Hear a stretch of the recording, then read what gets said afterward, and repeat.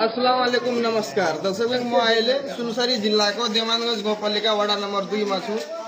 जुन वडा नम्बर 2 मा एउटा यहाँ यादव टोल नजिकमा रहेको 4-5 वटा मुस्लिम घर रहेको छ। त्यो मुस्लिम घरमा एउटा मस्जिद रहेछ। अब के नाम हो रे मस्जिदको? अबू बकर सिद्दिक मस्जिद हुनुहुन्छ।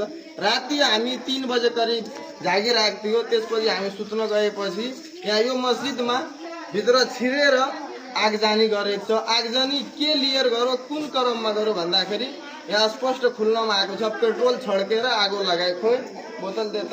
यो बोतलमा पेट्रोल हालेर पेट्रोल छड्केर यो मस्जिदमा आगो लगाएको छ। तर कुन बाटो आयो कुन बाटो आएको छ भने यो बाटो हेराइदिनु। यो बाटो आएको छ र यसमा पनि म हेराउन चाहे यता पनि फर्काउनु। यो कस्तो बनाइरहेछ पेट्रोलको। म साँच्चीकै झुट बोल्न चाहेन। यहाँ पत्रकारहरू धेरै छ तर यहाँ पत्रकार पनि समुदायगत व्यक्तिगत रिपोर्टिङ गर्छ तर रिपोर्टिङ गरेको कुरा पनि स्पष्ट जनताले हेराउन चाहेन। यहाँ एउटा वृद्ध बुवा पनि हुनुहुन्छ। उहाँसँग पनि म यसको बारेमा सुनाउनै छु।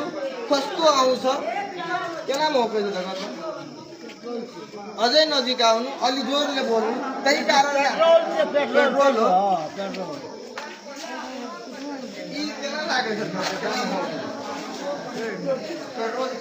वास्तवमा यो मस्जिदमा आगजनी क्रममा पेट्रोल छड्केर आगो लगाएको छ। म भित्रको पनि दृश्य हेराउँदैछु तपाईँहरूलाई। यो नमाज पढ्ने मसल्ला हो। यहाँ पनि अब यसमा त हामीलाई थाहै लाग्दैन कुन कुन कुरा छ। अरू यसमा कुरानहरू छ कि के छ मसल्लाहरू छ यसमा थाहै लगाउन सक्दैन। यो प्रमाण पुष्टि गर्न सक्दिन। तर कुन समुदायले आगो लगाएको छ भने तपाईँहरू आफै यो प्रश्न हेर्न र भन्न चाहनुहुनेछ। यो हिजोदेखि यो कप्ताजगञ्जको लफडा लिएर मस्जिद मदरसा अथवा मुस्लिमहरूलाई टार्गेट गर्ने जुन काम गरिएको छ यो काम चाहिँ एकदम सरासर निन्दनीय काम हो। यो अपराधीहरूले जुन तरिकाबाट यो मस्जिदहरूमा मदरसाहरूमा अथवा मुस्लिम हेरेर मुस्लिमहरूमाथि जुन यो यस्तो एट्याक गर्छ भने हामी पनि हेर्न चाहे। यो मिटरहरू पनि हेर्नु। हाम्रो समाजमा के छ भन्दाखेरि हामी युवाहरू अगाडि बढ्ने क्रममा हाम्रो समाजको स्पिड एन्ड ब्रेक जुन हुन्छ त्यो हाम्रो घर परिवारबाट रोकिन्छ।